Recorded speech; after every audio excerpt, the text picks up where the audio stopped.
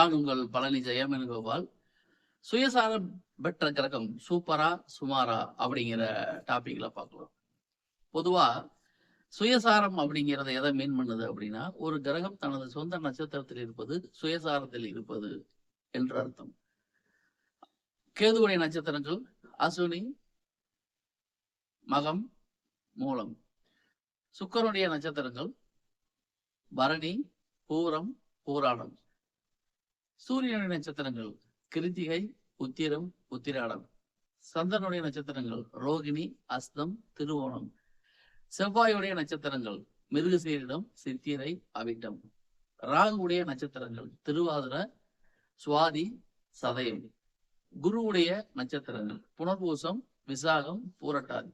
சனியுடைய நட்சத்திரங்கள் பூசம், அனுசம், உத்திரட்டாதி. ஆக இந்த மாதிரி ஒவ்வொரு கிரகமும் தனது சுயசாரத்தில் இருப்பது மிகுந்த பலனை தரும் அப்படிங்கிறது நம்ம நோட் பண்ண வேண்டிய விஷயம். புதனுடைய நட்சத்திரங்கள் ஆயில்யம், கேட்டை, ரேவதி. அப்ப 9 கிரகங்களும் தங்களுடைய மூன்று நட்சத்திரங்களில் இருப்பது 93 27 நட்சத்திரங்கள் அப்படின்னு நம்ம சொல்லியிருக்கோம். அப்போ சம்பந்தப்பட்ட கிரகங்கள் தனது சொந்த நட்சத்திரத்தில் இருப்பது சுயசாரம் பெற்ற கிரகம் அப்படிங்கிறது அர்த்தம். சரி, இது என்ன பண்ணும்? ஒரு ஜாதகத்துல நன்மையை தருமா தீமையை தருமா அப்படின்னு பாத்தீங்கன்னா, மொத்தத்துல நன்மையை தந்தும். எப்படி?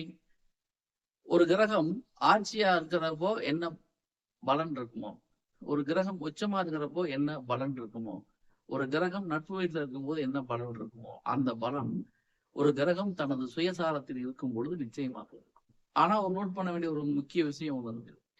அந்த சுயசாரம் பெற்ற கிரகம் பாதிக்கப்படாம இருக்கணும். திரிசூன்யமாகவோ, அது நீசமாகவோ, அஸ்தங்கமாகவோ, அக்கிரமாகவோ, பாதகமாகவோ இந்த மாதிரி அமைப்புல இல்லாம இருந்தால் அந்த சுயசாரம் வேலை செய்யும். அதே சமயத்துல சுயசாரம் பெற்ற கிரகத்தை வேற ஏதாவது உங்க ஜாதகத்துல யோகி பார்த்தாலோ அல்லது குரு போன்ற சுபகிரகங்கள் பார்த்தாலோ சூப்பரான பலன். பொதுவா யோகி, கர்ணநாதன், சுபகிரகங்கள் பார்க்கறது பொதுவா நன்மையை தான் தருன்னு சொல்லியிருக்கோம். ஆனா அந்த பார்வை விழுகக்கூடிய இடம் இருக்கு பாருங்க. இப்ப குரு 5, 7, 9 பார்ப்பாரு. அந்த 5ஆம் இடத்துல ஏதாவது ஒரு கிரகம் சுயசாரமா இருந்தா அது வளர்த்து விடும். 7ஆம் இடம், ஒரு லக்னத்துக்கு 7ஆம் இடத்துல ஒரு கிரகம் சுயசாரம் பெற்று இருந்தா அதை வளர்த்து விடும். 9ஆம் இடத்துல, லக்னத்துக்கு 9ஆம் இடத்துல ஏதாவது ஒரு கிரகம் இருந்தா அதை வளர்த்து விடும். அப்ப என்ன ஆகும்? குரு லக்னத்துக்கு இருக்கணும். குருவுடைய பார்வை 5, 7, 9 பாவங்கள் ஒரு லக்னத்துல இருந்து 6, 8, 12 வந்து வச்சுக்கோங்க, அதையும் வளர்த்து விடும். அப்ப பார்க்கிற கிரகத்துடைய தப்பு கிடையாது, அந்த பாவத்துல உள்ள பிரச்சனை, அந்த பாவத்தில் உள்ள கிரகம் பிரச்சனை. சரி, விஷயத்துக்கு வருவோம். அப்ப சுயசாரம் பெற்ற கிரகம் ஒருவருக்கு நன்மையை தருதா அல்லது தீமையை தருதா அப்படிங்கிறது அந்த கிரகம் எந்த பாவத்துல இருக்கு அப்படிங்கிறத பொறுத்து நன்மை நடக்குமா அல்லது தீமை நடக்குமா அப்படிங்கிறத நம்ம முடிவு பண்ணிக்கலாம். பொதுவா சுயசாரம் பெற்ற கிரகம் வக்கரமாக கூடாது. அப்படி வக்கரமானா, பாதிக்கப்பட்டிருந்து அந்த கிரகம் பாதிக்கப்பட்டிருந்து வக்கரமானா கண்டிப்பா பாசிட்டிவான பலனை கொடுக்கும். ஸோ நல்ல நிலைமையிலிருந்து வக்கரமானா அது ரிவர்ஸான பலனை தரும் அப்படிங்கிறத புரிஞ்சுக்கணும். இது பொதுவா ஒவ்வொரு ஜாதகத்தை பொறுத்தும் ஒரு ரூல் மாறும். எல்லாத்துக்கும் டிஃபால்ட்டா ஒரே விதியை சொல்ல முடியாது. உங்க லக்னம் என்ன, ராசி என்ன, உங்க நட்சத்திரம் என்ன, இதை பொறுத்து அந்த கிரகம் எப்படி இருக்கு, அதை பொறுத்து தான் பலன்கள் மாறும் அப்படிங்கிறது நம்ம புரிஞ்சுக்கணும். எனவே பொதுவா எல்லாத்துக்கும் டிஃபால்ட்டா ஒரே விதியை சொல்ல முடியாது. நீங்க தெரிஞ்சுக்க வேண்டிய விஷயம் என்ன அப்படின்னா, சுயசாரம் பெற்ற கிரகம் எப்பொழுதுமே நன்மையை தரும். ஆனால் அந்த சுயசாரம் பெற்ற கிரகம் எந்த வகையிலும் பாதிக்கப்படாமல் இருக்கணும். பாதிக்கப்படாமல் இருக்கிறது அப்படியே சொல்லலாம். தன்னீசம், அஸ்தங்கம், வக்ரம், திரிசூன்யம், பாதகம் 6, 8, 12 மறைகிறது. இதுல ஏதாவது ஒரு கேட்டகரியில வந்துச்சுன்னா அந்த கிரகம் பாதிக்கப்பட்டிருக்குன்னு அர்த்தம். அப்ப பாதிக்கப்படாம ஒரு கிரகம் சுயசாரம் பெற்று இருந்துச்சுன்னா அது நிச்சயம் நல்ல பலன் தானே. இப்போ ஒரு ஜாதகத்துல லக்னாதிபதியே சுயசாரம் பெற்றிருக்காரு அப்படின்னா அது சூப்பர் பலன். அப்ப ராசி இதே மாதிரி தான். அப்போ எந்த கிரகம் உங்களுக்கு இப்போ அதிகமான கிரகங்கள் ஆட்சியா இருக்கணும், உச்சமா இருக்கணும் அப்படின்னு கணக்கு கிடையாது. சுயசாரம் பெற்ற கிரகம் இருந்தாலே அந்த ஜாதகம் வலுதான். அப்ப ஜாதகத்தை வலுப்படுத்தக்கூடிய தூண்கள்ல சுயசாரம் பெற்ற கிரகமும் ஒரு முக்கிய அங்கம் வகிக்கிறது அப்படிங்கிறத நம்ம மறுக்க முடியாது. சில பேருக்கு சுயசாரம் பெற்ற கிரகம் நன்மைக்கு பதிலா வேற பலன் கொடுத்துருக்கலாம்.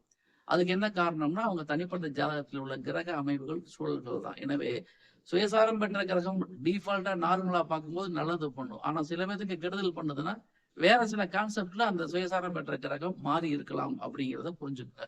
ஒரு 6ஆம் அதிபதி, 8ஆம் அதிபதி, 12ஆம் அதிபதி சுயசாரம் பெற்ற கிரகத்தை பார்த்தா அதோடைய தாக்கம் இருக்கும் அப்படிங்கிறது புரிஞ்சுக்கோங்க. கேந்திர திரிகோணத்தில் இருக்கின்ற கிரகங்கள் சுயசாரம் பெற்ற கிரகத்தை பார்த்தால் அதோடைய தாக்கம் இருக்குன்னு புரிஞ்சுக்கோங்க.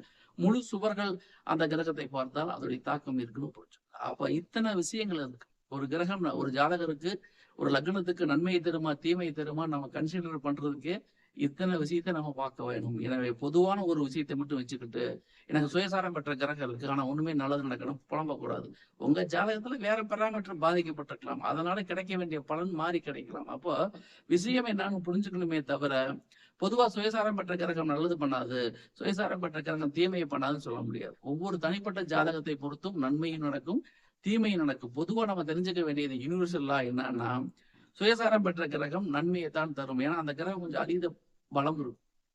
இப்போ ஒரு ஜாதகத்துல லக்னாதிபதி சுயசாரம் பெற்றிருக்காரு அப்படின்னா அந்த ஜாதகத்துக்கு வலு இன்னும் கூடும். அதே சமயத்துல 5ஆம் அதிபதி சுயசாரம் பெற்றாலும் வலு கூடும், 9ஆம் அதிபதி சுயசாரம் பெற்றாலும் வலு கூடும்.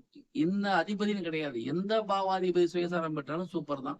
இப்ப 2ஆம் பாவாதிபதி சுயசாரம் பெற்றிருக்காருன்னு வச்சுக்கோங்க, அதன் தசாபதி காலகட்டத்தில் உங்களுக்கு பண வரவு நல்லா இருக்கும். 4ஆம் பாவாதிபதி சுயசாரம் பெற்றா வீடு மனை சொத்து சுகம் வண்டி வாகனம் இதெல்லாம் உங்களுக்கு அதிகமா கிடைக்கும். அப்போ எந்த கிரகம் சுயசாரம் பெற்றிருக்கு, எந்த ஆதிபத்தியம் வாங்கியிருக்கு, இதை பொறுத்து தான் நெட் ரிசல்ட் உங்களுக்கு நன்மையா அல்லது தீமையான்னு சொல்ல முடியும். நம்ம சொல்றது எல்லாமே பொதுவான தகவல் தான். நம்ம ஜென்ரலா தெரிஞ்சுக்க வேண்டிய விஷயம் என்னன்னு கேட்டா, எந்த ஜாதகமாக இருந்தாலும் சுயசாரம் பெற்ற கிரகம் நன்மையை தான் தரும் அப்படிங்கிறது யூனிவர்சல்லா.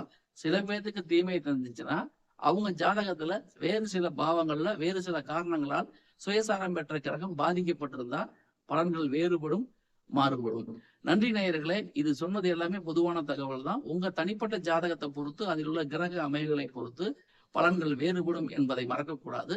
நம்ம இன்னைக்கு பார்த்தது ஒரு பொதுவான கருத்து தான். மீண்டும் அடுத்த பதிவில் வேறொரு தலைப்பில் உங்களை சந்திக்கின்றேன். அதுவரை உங்களிடமிருந்து விடைபெறுவது உங்கள் ஜெயம் வேணுகோபால். நன்றி, வணக்கம்.